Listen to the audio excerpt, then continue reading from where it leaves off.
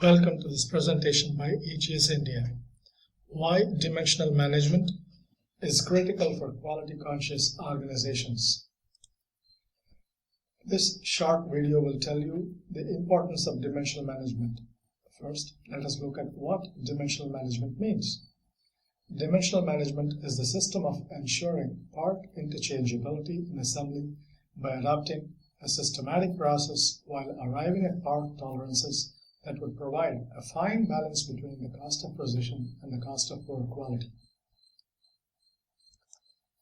Typically, in an organization comprising of design engineers on the design team, the manufacturing and the inspection team, the problems faced can be classified according to the teams. In the case of the problems faced by the design engineers, there are quite a few of them. The most significant of them would be, as shown over here, how to allocate part tolerances. Which feature tolerances are critical to quality in terms of fit and performance? How do part tolerances affect assembly?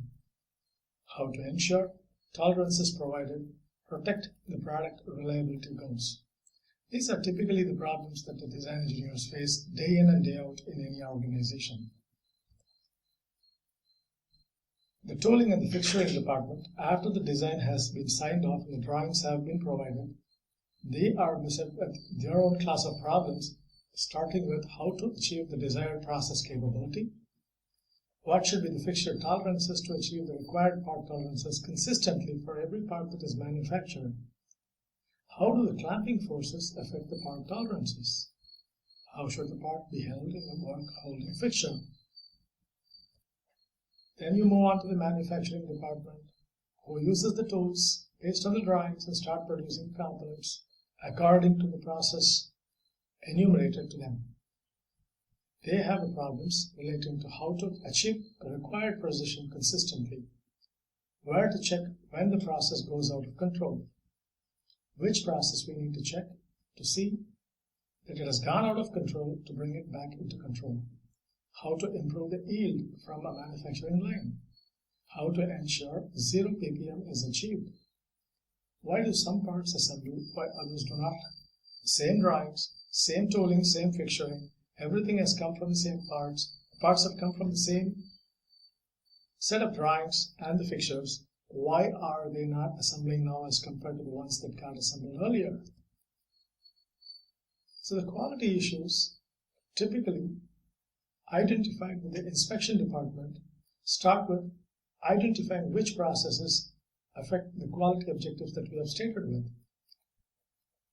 When to effect tooling or changing the fixtures to bring the process capability back into focus. How to put SPC data to effective reuse. How to bring the process back into control when it has deviated away from the mean. How to design inspection fixtures for robust inspection processes in terms of reliability of the inspection procedure itself. How to establish and achieve consistent yield. These problems have a common denominator between all the three divisions. That is the profitability of the organization. To say that the profit of an organization lies in its scrapyard is not an understatement. So the current scenario, if you look at it, the design, the manufacturing, the inspection and quality, and the testing functions in an organization are beset with these quality issues that drive up the bill for the company, leading to higher costs of manufacturing, higher costs of precision, higher costs due to poor quality. The current practices, if you were to take a product development company, starts with the product specification, detailed engineering design, prototype development, assembly fitment issues that come as a result of putting the parts together in the prototype, and then you go back to the design department and tell them your problems, and they start doing what? Tighten your tolerances. Last thing you wanted. And then there's rework and delay, the ECMs, the tooling changes, so many things, the clock is ticking, the money is flowing. This is a never-ending cycle that keeps going till the product has been perfected and launched. You keep your fingers crossed that things are going to work the way you want it. The organizational goals always has been to get first thing first time right. zero tolerance for project delays, and failure is really not an option if the company has to stay in profit and be healthy. How to overcome these challenges? The stakeholders from the design, manufacturing, inspection, and quality have to coordinate and come together as a team. Connecting the dots, you will see on the right side, it leads to key work that is nothing but quality. So the team will address the upfront issues that they see even before the drawings have been released, or they will solve the quality issues after they come about. But it's the part of the team, and the team is called as the dimensional management team, comprising of stakeholders from design, manufacturing, inspection, and quality.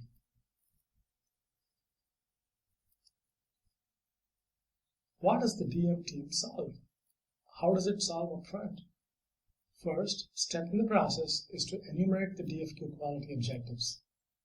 Prioritize those DFQs as critical, essential, and desirable based on the design failure modes and effects analysis, the risk priority numbers. There will be many DFQs coming in as a result of the quality objectives that sometimes run at cross purposes.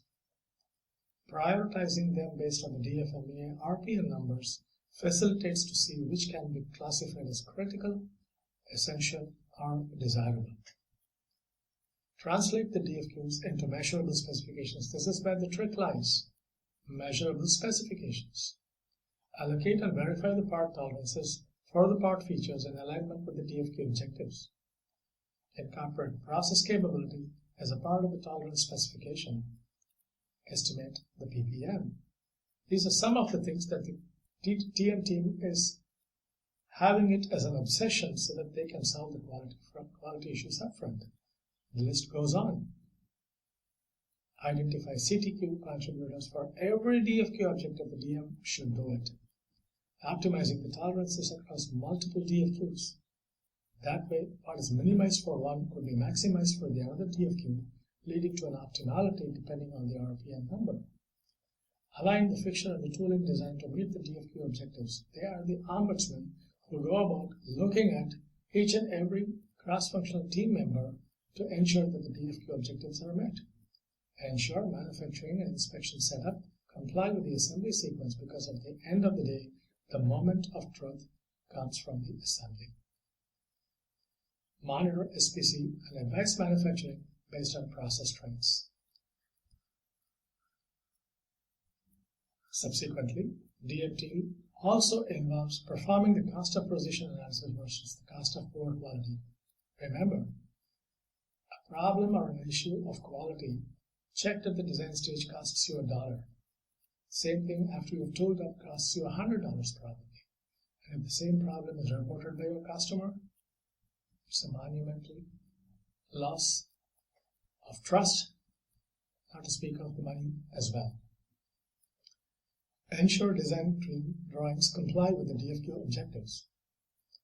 The DM team also advises purchase on supplier qualification.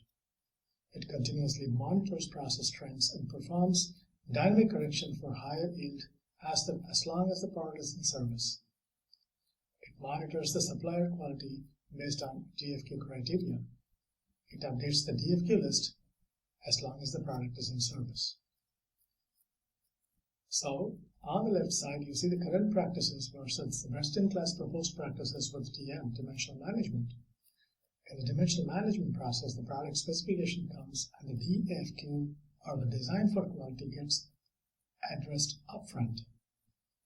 Then a tolerance analysis is done, least cost tolerancings are affected, first time right assembly happens, launch and monitor the CTQ. That's what the DM does. The loop never gets closed, and it's never a never-ending cycle, as you see on the left, once the DM practice has been put in place. The benefits of dimensional management are: first time right becomes a reality, investment in machines, new lines, suppliers are based on yield versus cost analysis. Focus and accountability with assured RI is a benefit of DM, and it ensures consistent quality for the products that you manufacture. At the end of the day, the biggest benefit comes from implementation of dimensional management, the key to success being a satisfied customer. Thank you for watching this short video on the importance of dimensional management from Dimensional Management Consultants, AGS India. You can always contact us at any